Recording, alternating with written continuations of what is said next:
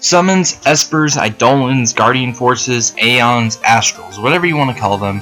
These creatures have become some of Final Fantasy's most iconic characters ever since their introduction in Final Fantasy III. But in these series of videos, I figured I'd tell you guys the origins of the summons from Final Fantasy. First, let's start with those that made their debut in Final Fantasies 3 through 5.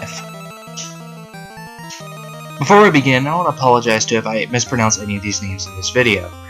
I am not the strongest in all languages, so if I mispronounce a name, I apologize. Nonetheless, let's begin. First up is the goddess of ice, Shiva. Shiva is an ice elemental summon that uses an ability called Diamond Dust. However, Shiva gets her name from the Hindu god of the same name. However, Shiva there is a male, yet can change genders when merged with his consort. Some even say it also comes from the Slavic goddess Ziva, which is the goddess of love and fertility. Next up is the demon of hell, Ifrit.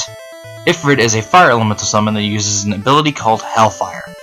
Ifrit is a name given to jinns or genies of fire in Arabian mythology. Ifrits are so consumed with fire that when they bleed flames until it consumes their bodies. Jinns are also cited in Islamic mythology as beings who live in an alternate reality. Next up is the Sage of Thunder, Ramuh. Ramuh is a lightning elemental summon that uses an ability called Judgment Bolt.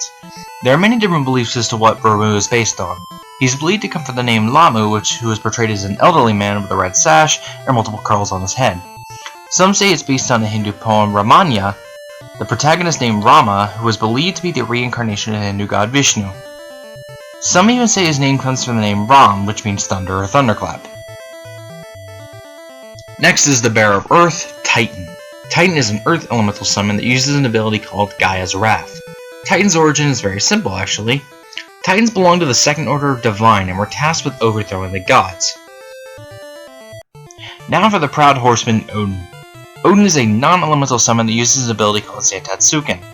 Odin is seen as a wildly respected god in Germanic mythology. Odin is credited as creating mankind in their mythology.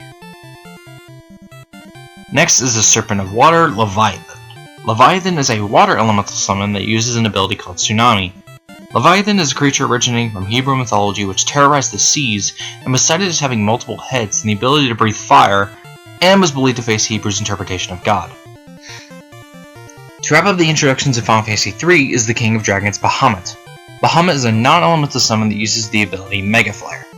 However, Bahamut's name originates from a pre-Islamic Arabic whale, where on its back was a bull with 4,000 eyes, ears, nose, mouths, tongues, and feet named Kuhata. However, Bahamut's dragon persona was given from the Dungeons & Dragons version, seeing as he was the polar opposite of Tiamat. Now for those originating in Final Fantasy IV. First is Asura. Asura is a healing summon that heals based on the face given. If the face is pale, it's Kiraga. If it's gray, it's Raise, and if it's red, she will cast Protect. The name is given from the Asuras, which are Indian demigods or devils with varying qualities. Last one for those originating in 4 is the Sylphs. Sylphs draw HP from enemies and heal the party for an even amount. Sylphs are creatures from Western cultures which were described as invisible creatures of the air. Now for those originating in 5. First is the Catabli Pass, which uses Demon Eye, which petrifies an enemy. Catabli Passes originate from Ethiopia. The creature had the body of a buffalo and the head of a boar, and her stares were so deadly that it turned people to stone. Next is Sildra. Sildra is a wind elemental summon that uses Thunderstorm. Sildra actually originates from the Hydras, certain creatures that could breathe poison and even its own blood could kill. Now for the Carbuncle. Carbuncle casts Ruby Light, which grants Reflect to the party. Carbuncle was a creature that was believed to have been spotted in America by Spanish conquistadors, which described it as a bird or mammal with a gem on its head. Carbuncle is also a word given to a red gemstone.